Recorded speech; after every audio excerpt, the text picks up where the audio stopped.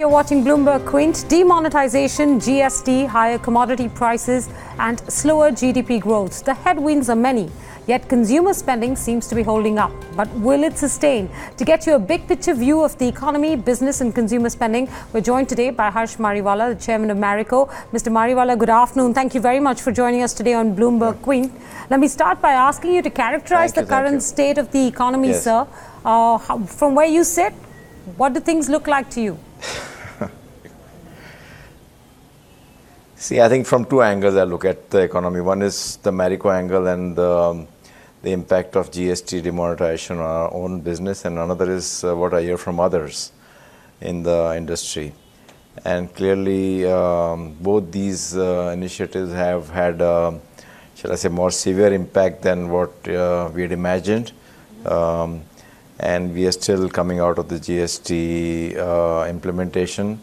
As far as Marico is concerned, I think the negative impact is more in wholesale business and in rural areas.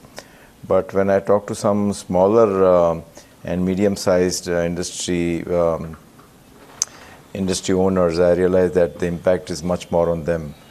And it's really worrying at one level because we thought we had enough time to implement GST, and a lot of work had gone in terms of identifying what could be the glitches, but it looks like I think there has been a setback to the economy because of the GST implementation. Hopefully this will be a short-lived one, and the government is actually actively trying to address the issues.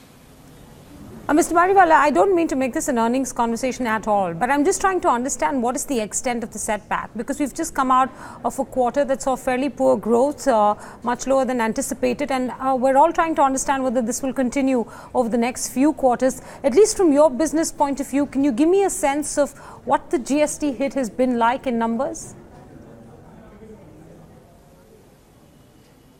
See, I can't give you the exact numbers. I don't handle day-to-day, but I think in case of larger companies, the impact is much lesser. The impact was more in the month of June prior to GST launch.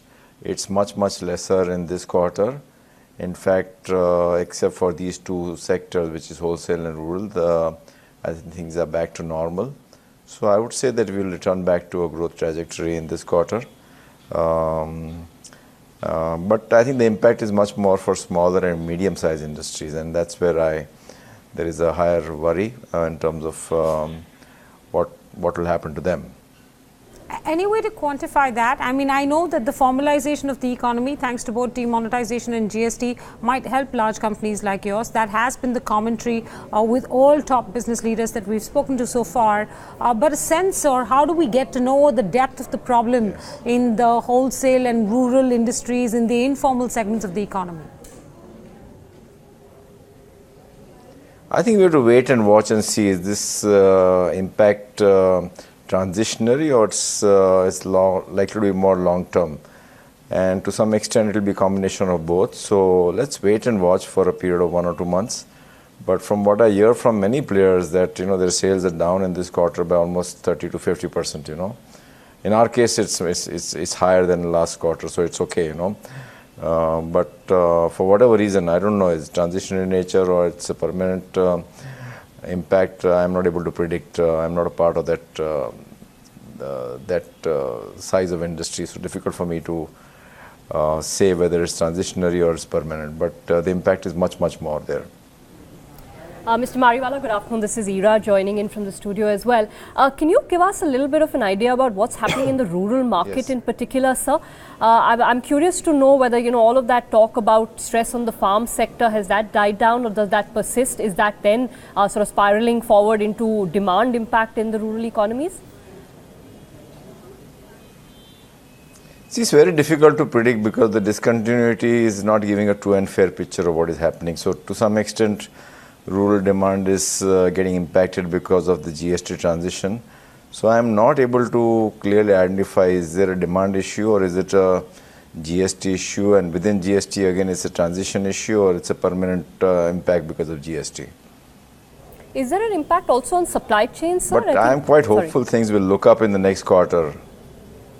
Sure. No, I'm quite hopeful things will look up in the next quarter, especially for larger companies. Sure. So any indications of a disruption in the supply chain, sir? Sorry, I didn't mean to interrupt you there. Yeah, you know, as I said earlier, because of the transition nature, there is an impact in wholesale areas, and because of wholesale services, the smaller mom and pop shops. So in those kind of outlets, there will be some impact in terms of supply chain. But not in terms of other sectors like large scale or big retailers. I mean, it's actually they would be doing much better because they will earn at the cost of some smaller players. Mariwala, just a question about commodity prices as well. What's been the impact like? You've been facing high copra price inflation for a while. How has that affected your input costs? Yes. Well, copra is the main raw material for our parachute coconut oil, which is our biggest selling product. And to that extent, the inflation would impact us. But luckily, we had a good long position. We had some stock which we built up. But nonetheless, in spite of that, I think there will be impact because of the fact that the raw material prices have really shot up a lot in the last few months. So just to try and piece all of this together, sir, you know, you're saying that your firms like yours have benefited. In fact, this has been a good quarter. You pointed out you expected growth will be higher from your point of view, you know, and yet whilst on the other hand you are dealing with commodity prices. So how do you sort of, you know, qualify what the next few months will look like in terms of profitability and margins? See, I don't handle the day-to-day, shall I say, I don't mean specific. I'm just trying to understand the health of the business. I'm not able to. Yeah, no, I'm just trying to understand the health of businesses. I'm not trying to ask for specific. So I think we should. See, I think overall, I'm quite hopeful that the team will do a good job in terms of driving top-line growth and also ensuring that the bottom line is at least not very highly impacted by the inflation. Sir, the other question that, you know, I think has been playing out for the last several days now is the potential need for some sort of stimulus or some sort of government boost to the economy. What you've characterized as stress on the wholesale economy, maybe some stress on the rural parts of the economy, supply chains. But on the other hand, there are large firms like yours that are benefiting. So if it's getting balanced out, do you see at this point in time the need for any kind of government extra intervention? See, I think if you look at the GDP trajectory and the trend in the last, whatever, 1.5 years, it's going down every quarter, which is not a good thing. Partly it may be because of demonetisation, partly because of GST. So I think one has to see whether is it a temporary blip or it's more fundamental and structural in nature. And if it is structural, then there is a cause for worry. There is a need to bring in some stimulus package. We are also now coming closer to the next election, so that also is one factor, I'm sure, which is playing in the minds of the governing party.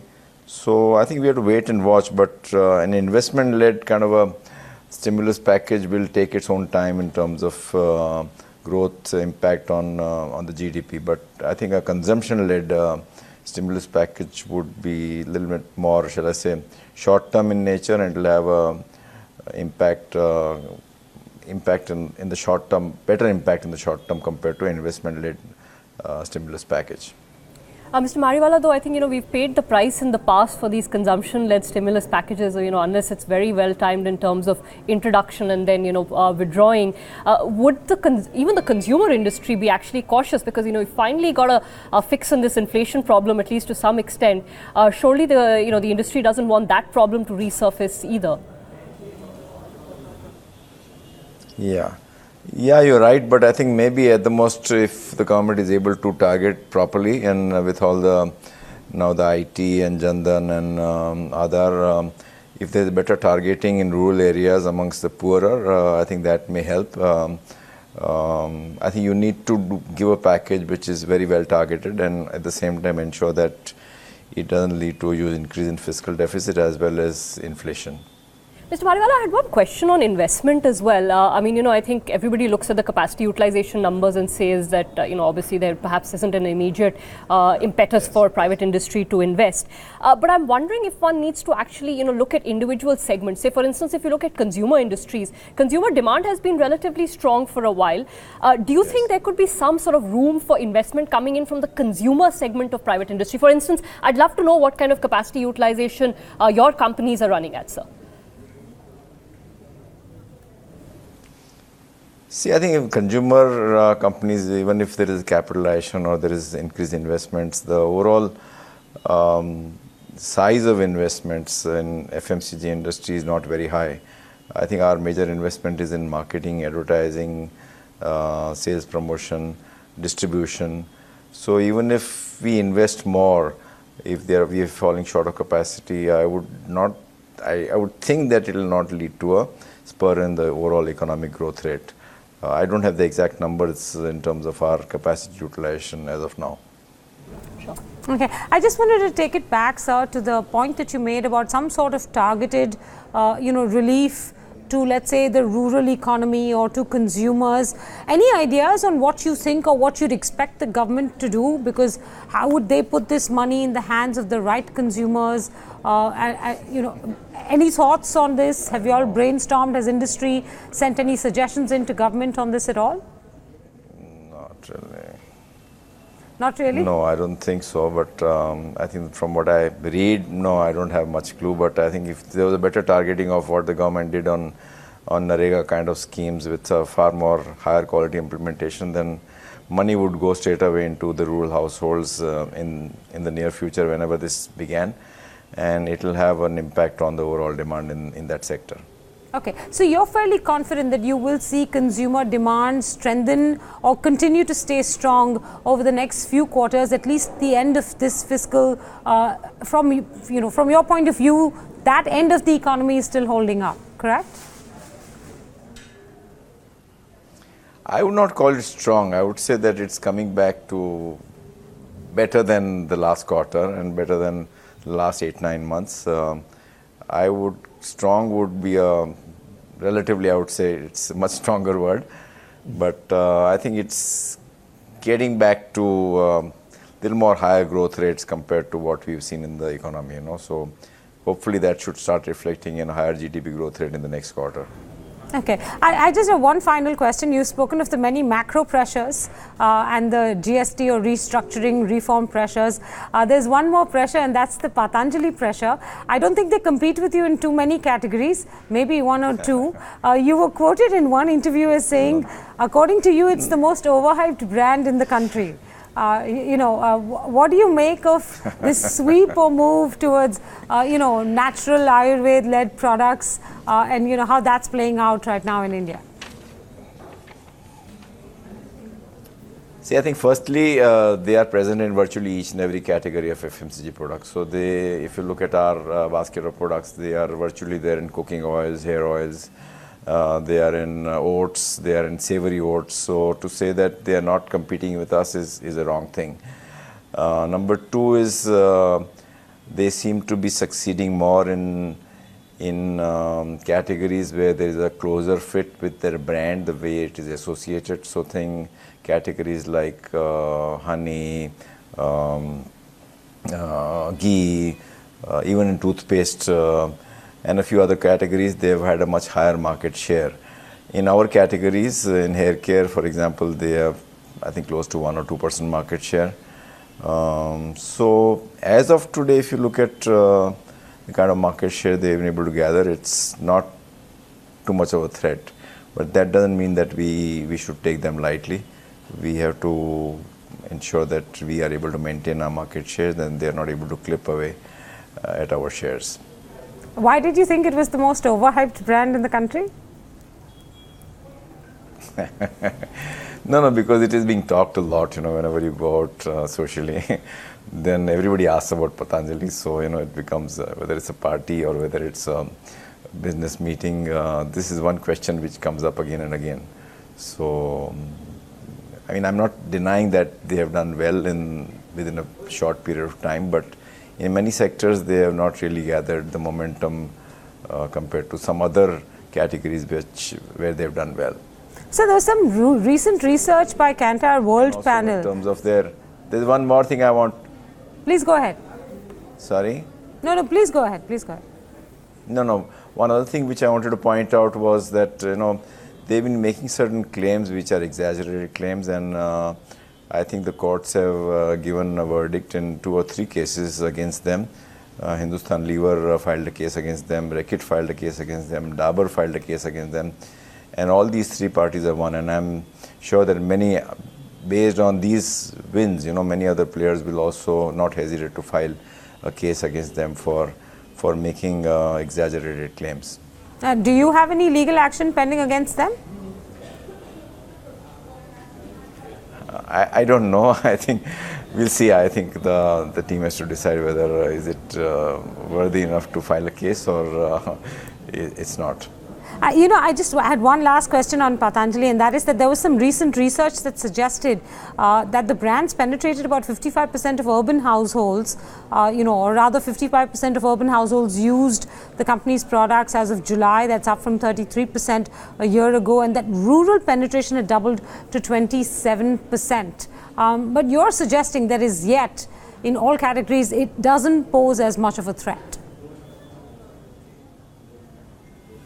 In certain categories, they're done well, especially in ghee and honey and a few others, Ayurvedic categories and maybe toothpaste. But barring that, I have not seen the kind of impact which has made the current players really shake up and take them. I mean, they've not shaken up the current players. It's not as strong. When you have a market share of 1 or 2 or 3%, then it's not that big enough to impact you if you in the field. All right, Mr. Mariwala, thank you so much for your time today, and thank you for speaking with us and for that view on the economy. Harsh Mariwala, Chairman at Marico, speaking to us here at Bloomberg Quint. With that, shall we wrap it up? Yes. All right, thanks very much for watching.